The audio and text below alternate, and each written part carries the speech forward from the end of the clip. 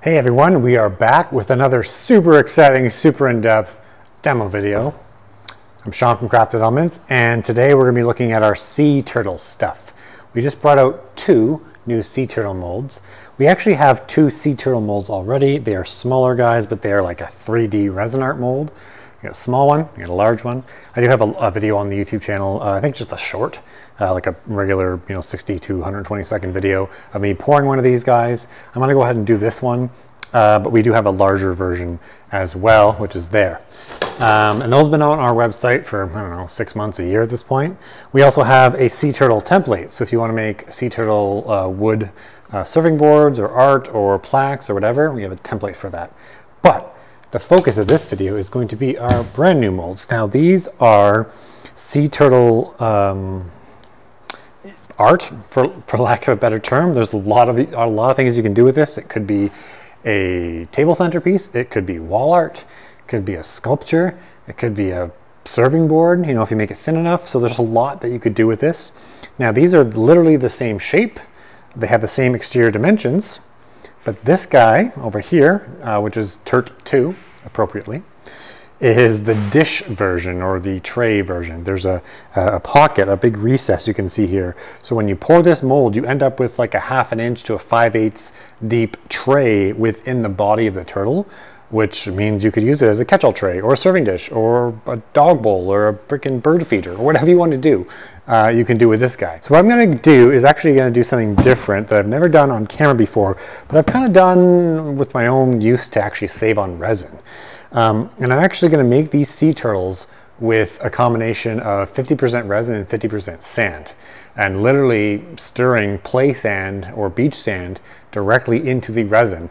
A, it saves you a huge amount of money on resin because resin is expensive, and B, it has a super cool look to it, especially being a turtle.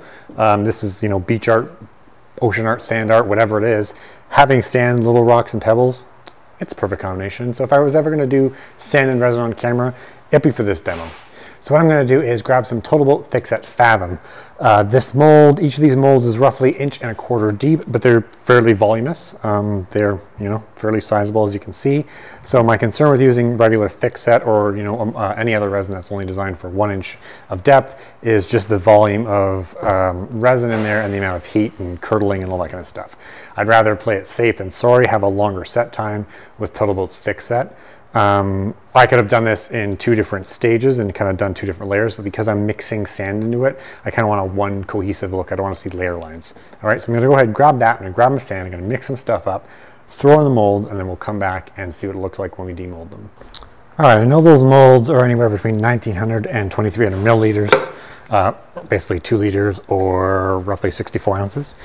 Now, one of the cool things about these guys is because of the depth of them, the most definition is really the first 3/4 inch. So if you wanted to save on resin, you want to make a solid resin piece, you don't have to fill this up all the way. So you'd literally fill this a little more than half. 3/4 inch is probably fine, just to make sure you have enough depth in these interfaces for the appendages, the fins or flappers or arms or whatever you want to call them that a turtle has. Sorry, I'm not a biologist. So anyway, so if we fill this up to 3/4, that would be sufficient. I'm going to go basically fill it all the way, but I'm going to make essentially half the amount of resin I need because I'm going to use or a little more than half of the resin I need, just so I have some overage, and then I'm going to mix in some sand, and that would be sufficient enough to kind of get good coverage and fill that guy all the way up. For the tray, you can kind of do a similar thing. If you didn't want to have the full depth, say you didn't want to actually have it that thick on the bottom, same thing applies. Bring it 1/4 inch to a 1/2 inch above the surface of this, and it'll be structurally sound enough to be able to demold it and still keep the appendages on there without them, cracking off or falling off. Or you could fill the entire thing the entire way, like I'm going to do in this demo video. But I just want to say it is an option because these are big molds. Resin is expensive. So if you do want to save on resin but still kind of make a cool piece with these, most of the detail is in the very top section of the mold. So you're really not losing anything by only filling it up to the halfway point or 3/4 of the way point. So got my power mixer here. I'm just going to go ahead and mix these up independently.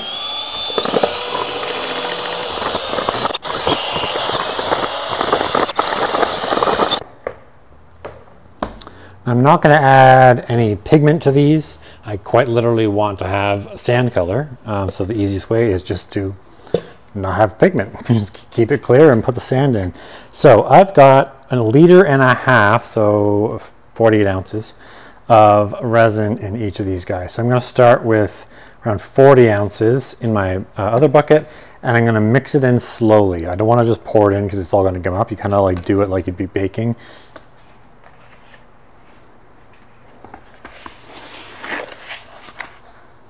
All right, got close to 48 ounces here.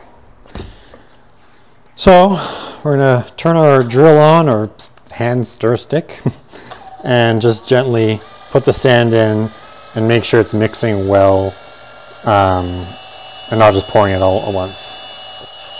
I'm going to do this one.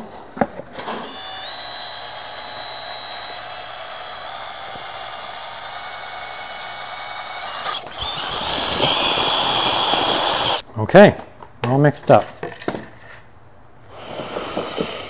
So I've gone ahead and set up the molds on a flat piece of wood. It's not a specific technique, it's just so I can literally slide them off onto a cart and move them over there, so I have access to my workbench for the next few days. So I'm going to go ahead and use my Man Ease Release 300, which is a low buildup release. Put your respirator on or put your fans on. I do have fans on and I've got my door open, so don't worry about me. But yes, I'm talking to you, but otherwise I would normally have a respirator on when I'm doing this. So these are probably dried up enough now. And it's really just simple. I've got my mold release down, I've got my sand mix, and I'm really just going to pour this in. And see all that beautiful wet sand that's going to look wet forever because it's encased in resin coming out, filling up this mold. And I'm going to lay some more down here. You can see the sand's already started to sink to the bottom of the resin in this bucket here.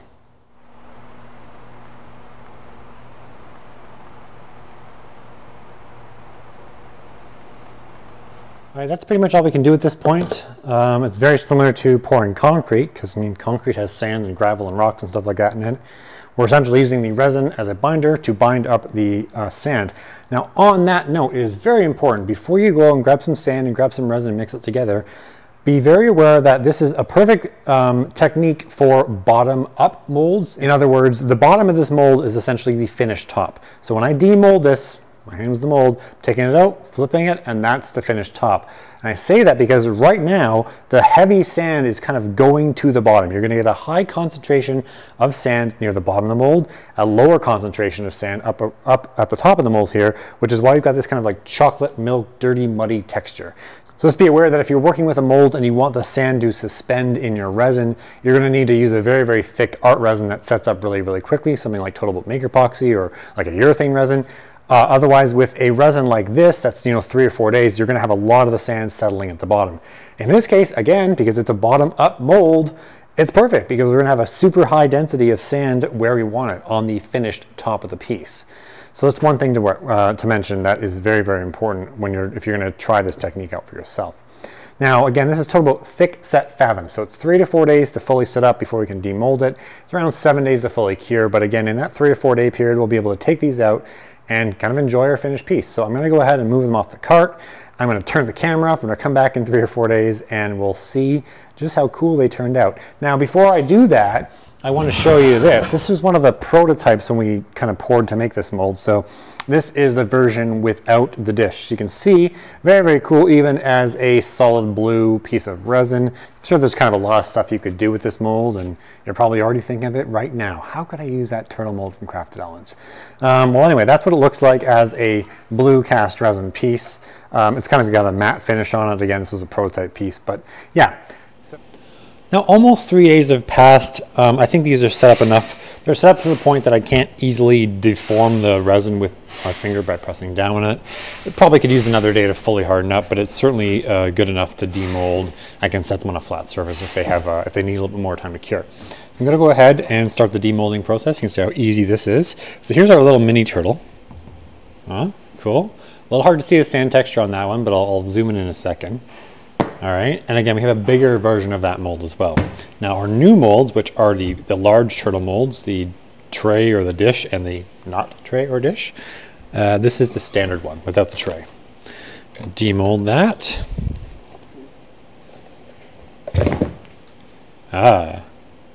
Pretty cool, right?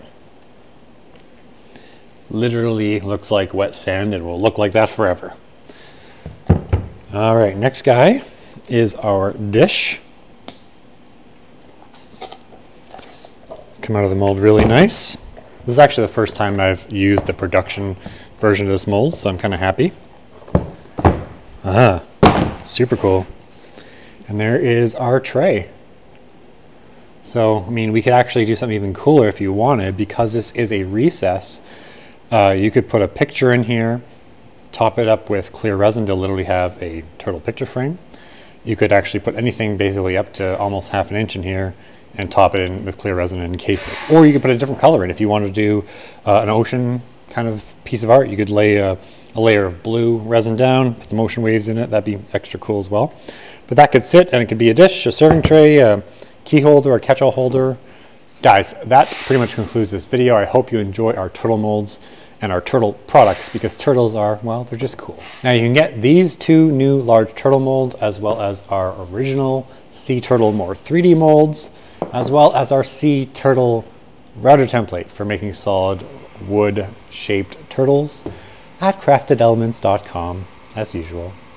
Alright guys, thanks for watching. Let me know what you think about this video and if you have any cool ideas for what you could use these turtle molds for. See you later.